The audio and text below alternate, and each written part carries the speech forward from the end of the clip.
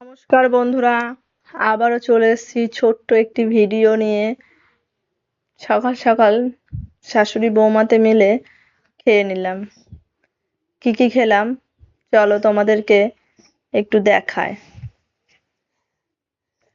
ছিল লাউ দিয়ে বিউলির ডাল, বোয়াল মাছের ঝাল।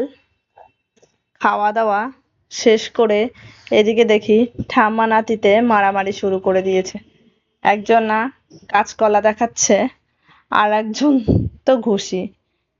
একজন টম, একজন জেরি। সারাক্ষণ চলে টম এন্ড জেরির এই যুদ্ধ। দেখো বোতলটা চাচ্ছে, দেবে না আমার ছেলে। এই যে পিছনে দুষ্টুমি করতে করতে ব্যথা পেয়ে কান্না শুরু করে দিয়েছে।